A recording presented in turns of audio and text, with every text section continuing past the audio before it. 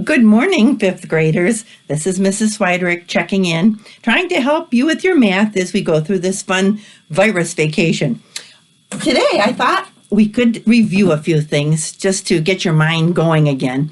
And if I recall correctly, when we finished together last time, we were just talking about how we change fractions to decimals to percents and vice versa. So this little thing up here is supposed to be a bridge, okay? I like to think of the decimal as a bridge between fractions and percents, and I'll show you how that works in a minute. Remember, Mr. Cameron said it would be lovely in this world, if he were king of the math world, if we just used one of these to talk about fractional parts of things. But we do need fractions for certain things, like baking, for instance, 1/3 cup, 1/2 cup, and so forth. We need decimals for money, cents in a dollar. And we need percents when we want to know how well we're doing on a test or a certain percentage of score that we earned in a particular situation. So let's start with a very simple idea, just to refresh your memory, because it's been on vacation now for a little while. What if we had the fraction 3/4, okay? Now, you could think of 3/4 of a dollar. I bet a lot of you already know that's 75 cents, right? So you would write that as a decimal, 0.75, right? And they're equivalent, aren't they? If you didn't know that 3/4 of a dollar was 75 cents, though, we could use our little dividing line and take 4 into 3. Remember how we did this in the last chapters? And divide the denominator into the numerator. 4 goes into 3 0 times. 4 goes into 30 7 times, because 7 times 4 is 28. Subtract, right? And then you have to borrow here. 10 take away 8 is 2. Drop your 0. 4 goes into 20 5 times, because 5 times 4 is 20. And I have no remainder, so I'm finished. And that's how I got that 75 there. Now, remember, a percent is per 100. Actually, per is a Latin word meaning for every 100. So if I have 75 per every 100, I have 75%. And a quick way to do that is to just multiply by 100. And even a quicker way to do that is just move the decimal point 2 places to the right, and you have 75%. So 3/4 is the same thing as 75% is the same thing as 75%. This is 75/100, excuse me. 75/100, right? Can also be written that way, but as a decimal it looks like this, which is 75%. Okay, I'll take a look at that for a second. Everybody okay on that? Then I'll erase that.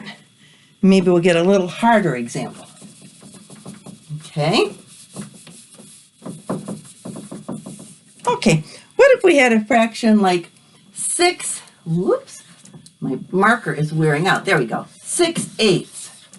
Well, Mr. Cameron would say the first thing you'd want to do is be able to reduce that if you can, because that'll make life a little easier.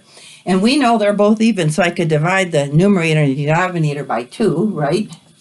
And I would get 6 divided by 2 is 3. And look at that, 8 divided by 2 is 4. Where am I? Exactly as I was before in the previous example. So I don't want to use this one. Let's use a harder one. Let's use something like 7/8. Ooh, that can't be reduced, can it? And I can't tell in what that is in decimal form, right? So I have to use my division rule. Remember, that line means division, and we're going to divide 8 into 7.00 and see if it comes out even. 8 does not go into 7, but it does go into 70 about how many times? Well, 9 would be too large, so we're going to use 8. 8 8s are 64, correct?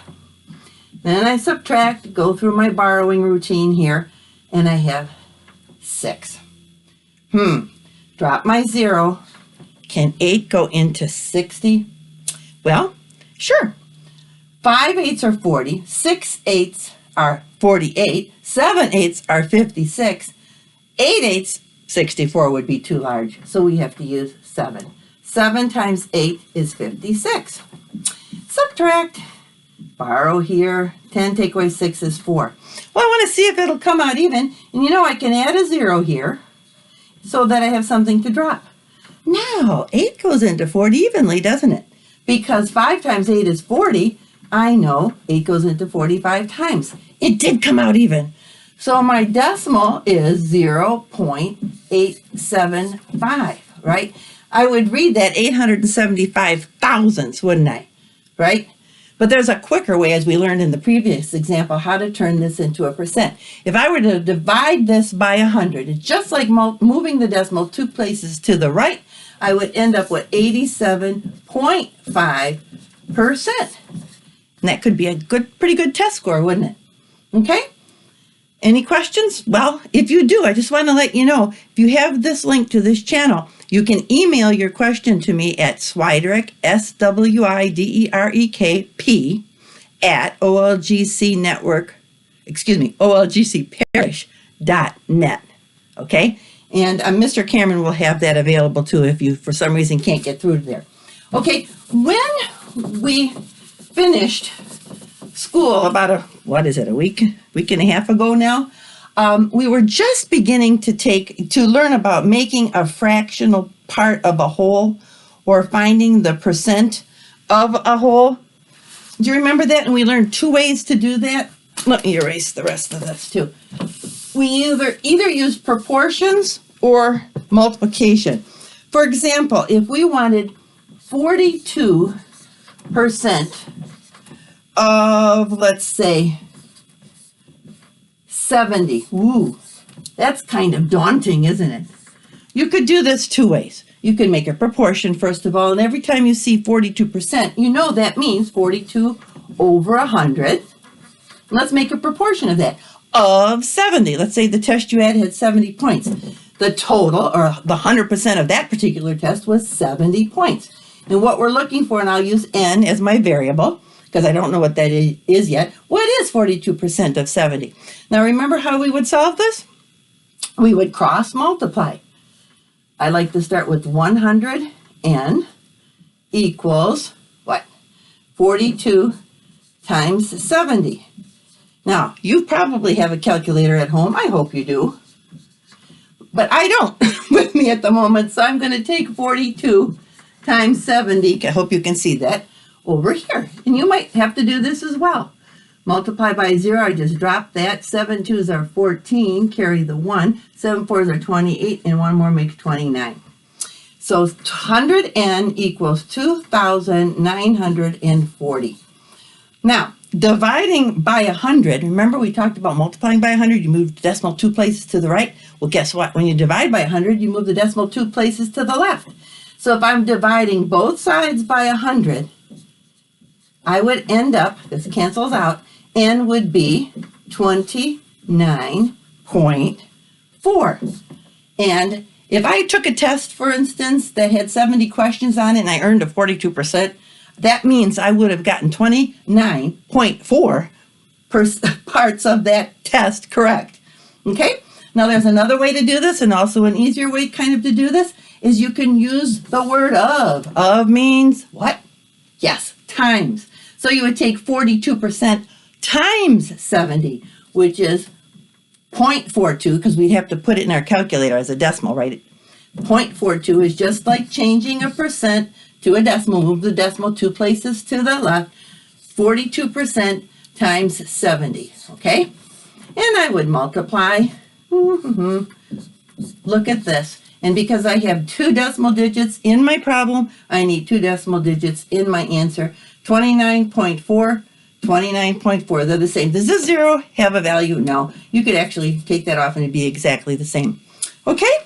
Well, I think that's enough for right now. You'll be going on Google Classroom, and Mr. Cameron will give you some work to do on IXL.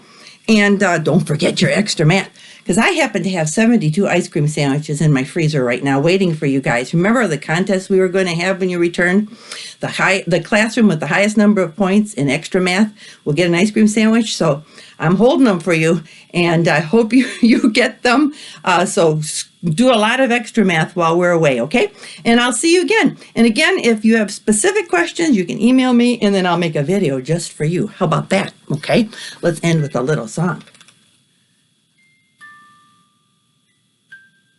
You are my sunshine, my only sunshine.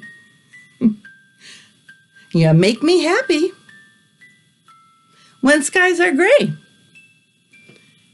and you'll never know, class, how much I love you. So just remember, have a good time during this virus vacation, and don't worry about a thing. We'll get through it together. Bye-bye now.